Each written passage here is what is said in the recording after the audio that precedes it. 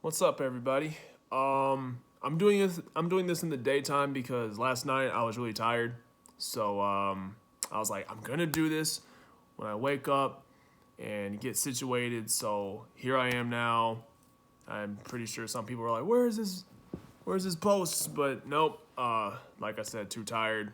Couldn't even think clear thoughts that much. So here I am now. So have no fear.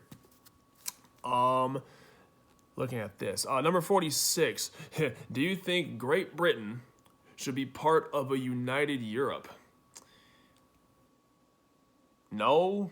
Only because, look, Great Britain is doing what they do right now. Why are we trying to change something that doesn't need to be changed? If it's not broke, why fix it? Great Britain is perfectly fine on their own. They're fine. Let them do them. Number 47. Have you ever eaten a whole tube of Pringles by yourself? Yeah, of course. I used to eat the King cans by myself. I mean, heck, a couple weeks ago I did the same. I did that. And before you guys even have this debate, the best Pringles ever are sour cream and onion and the cheddar ones. Everything else after that is hogwash. I don't care about that. There was one flavor that they got rid of that I was very mad about. They had a Cajun one, and it was in a black can, and had a spicy kick to it, and they discontinued it. And to this day, I try to find it, but yet to no avail.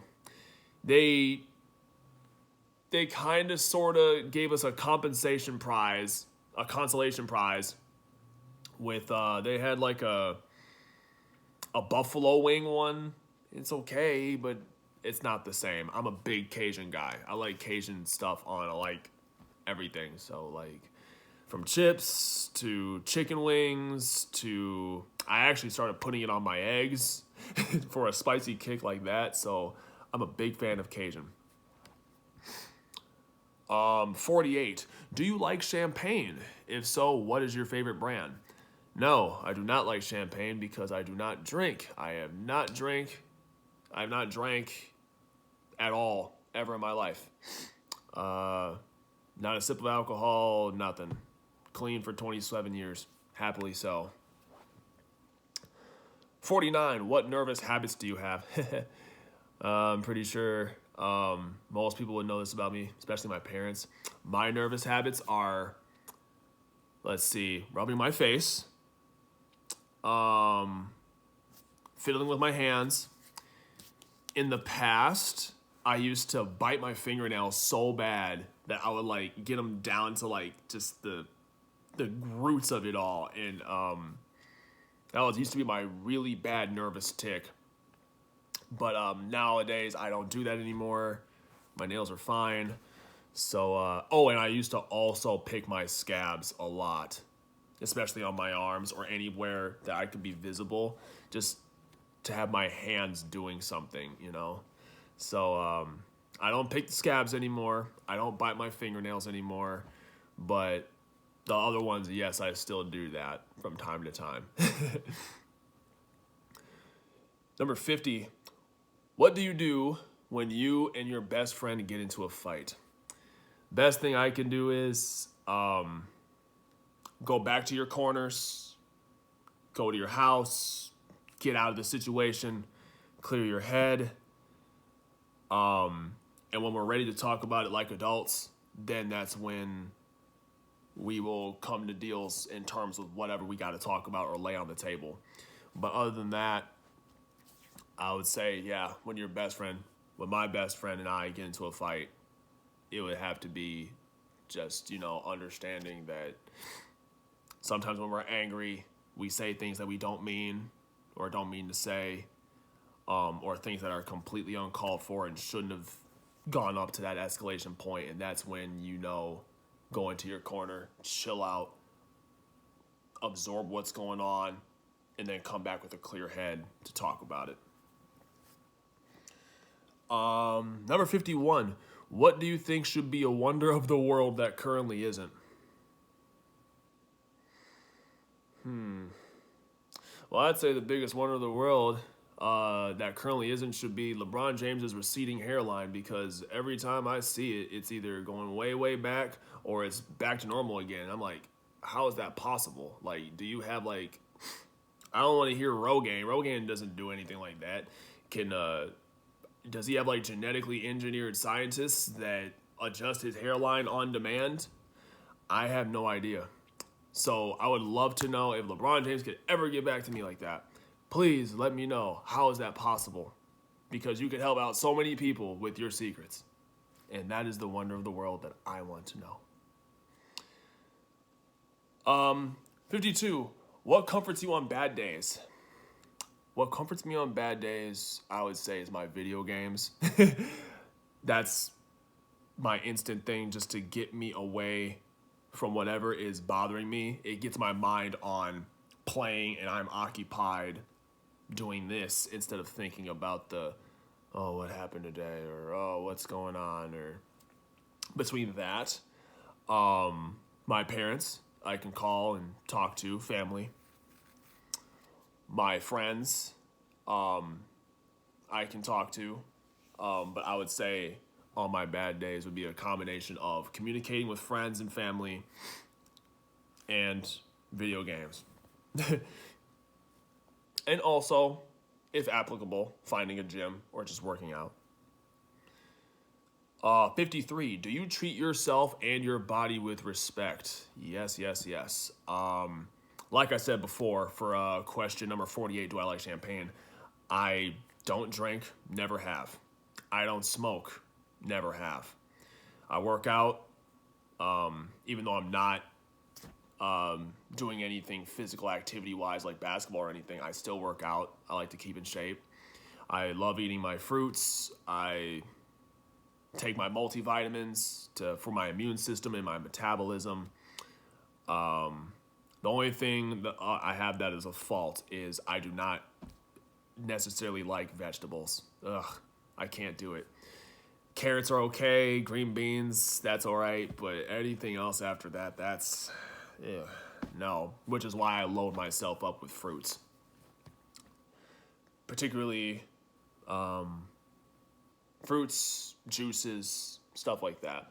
And the only fruits I really eat are apples, bananas, watermelon, and grapes are the ones I will like actually consume that as a fruit. And I love orange juice. But so to answer 53, yes, I do treat my body with respect. 54, something you eat that other people would find gross.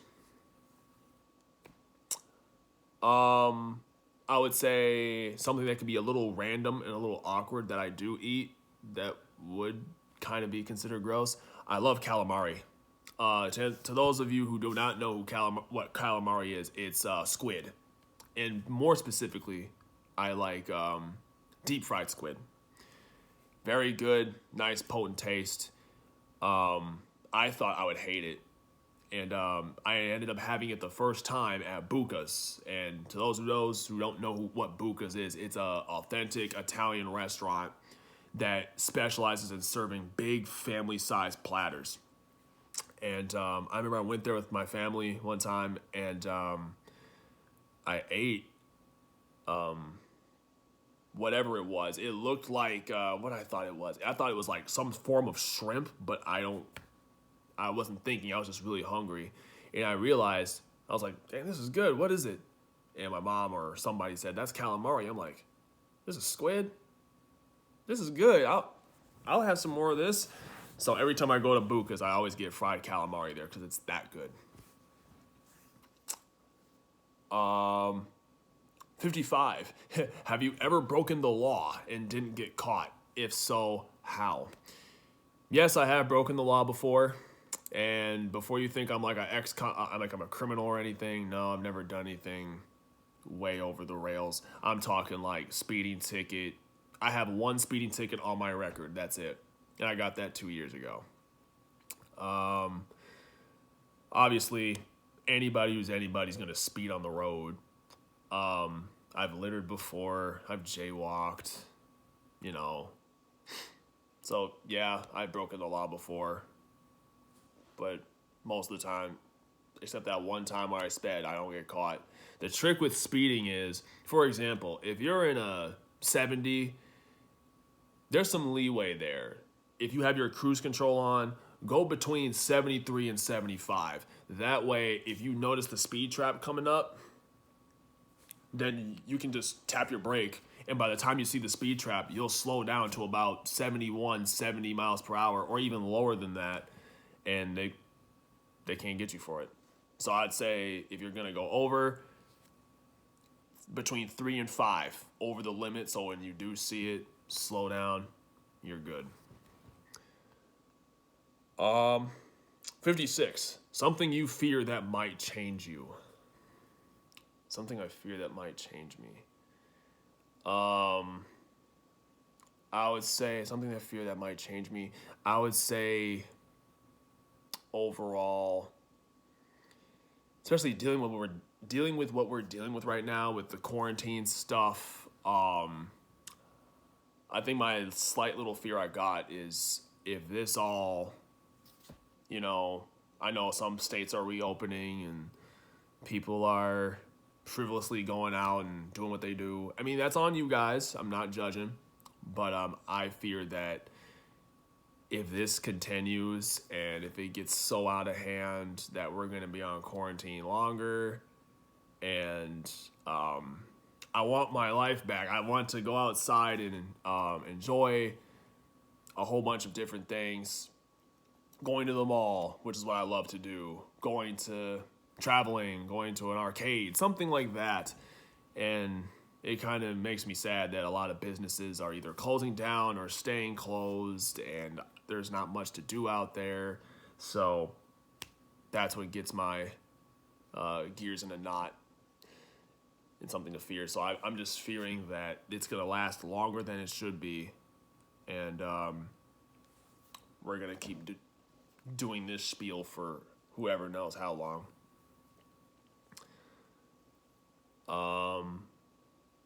Number 57.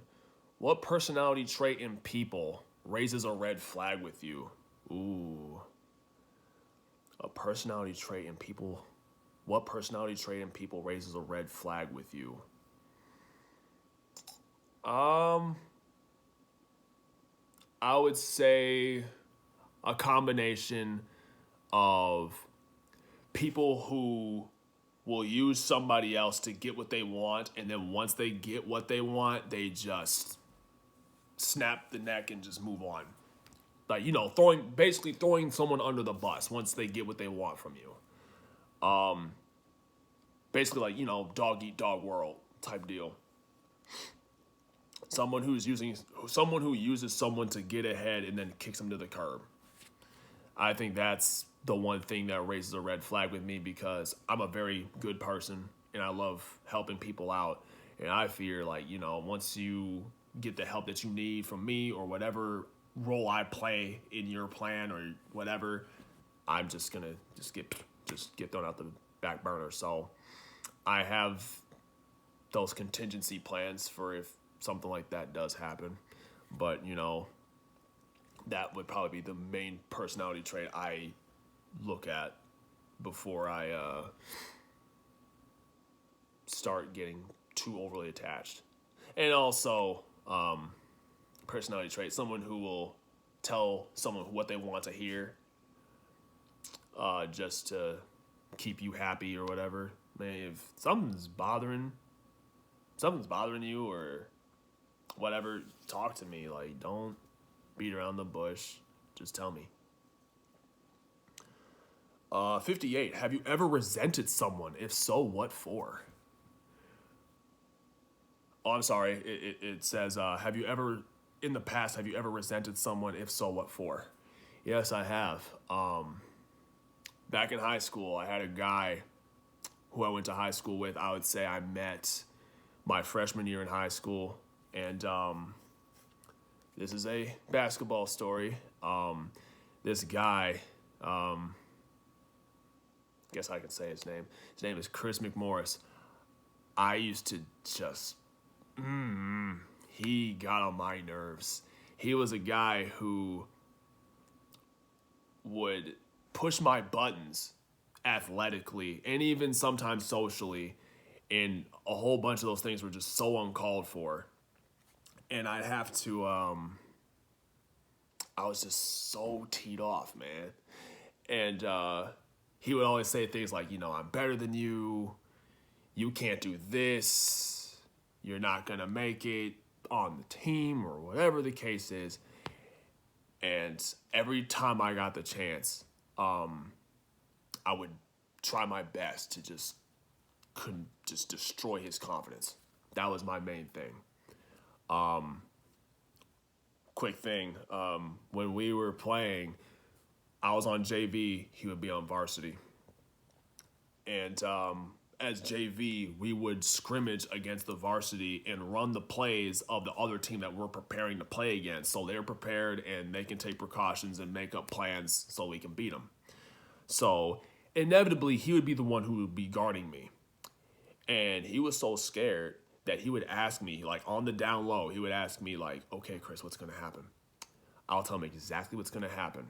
And usually I'm the main scorer. So I'll tell him, what I'm going to do is, the guy that you're going to be guarding, what I'm going to do to you is, I'm going to take 2 dribbles to the left, step back, and I'm going to shoot over you. I'm going to make it. And I would do just that. And the beautiful thing about what that was, he couldn't stop it. And I just, deep down, like, yeah, shut up. But long story short, yes, that is a person in the past that I do resent. Yeah. 59. Do you have a favorite t-shirt? If so, what's on it or what does it say? Crazy thing is, on my wardrobe, I really don't have a favorite t-shirt because I love all the things that I got. Whatever I got that's a t-shirt, I can match it with whatever I own. From shoes to pants, shorts, sweatpants, whatever it is. But if I had to pick one, that is my favorite t-shirt. A couple years ago when Prince died, I went to Hot Topic and I got a shirt. And they were selling a whole bunch of Prince stuff, especially in Minnesota. So I got the last one that was in my size. It's a black shirt that's kind of faded out into gray. And it has the Prince symbol in purple on the shirt. And I love that shirt so much. And I got the same. I got the shorts to match it, the shoes to match it, and the socks. Like, it's top to bottom. You got to respect Prince, especially if you're from Minnesota. Prince is like hailed as a god in Minnesota. So you got to give it up to Prince, one of my favorite artists of all time. That would probably be my favorite shirt I got if I had to pick. Number 60. How old do you think is too old to have a baby? And this is the last question. How old do you think is too old to have a baby? I would say once you start hitting that mid-40s, 45 to 50, it's time to pack it up. It's time to pack it up. Pack it up. I think your prime years to have kids would be in your later 20s, 30s. But like I said, once you hit that 45, 50, easy sailor. But on that note, that's all I got for today. Hopefully you guys have a wonderful day. Enjoy the day outside. I most certainly am. I'm actually going to go home to Minneapolis in a couple of days here, see my loving parents. And I'll continue this whenever I get the chance to. Once again, sorry that I couldn't do it last night. I was too tired and too zonked out. So I told myself I'm going to do it in the morning.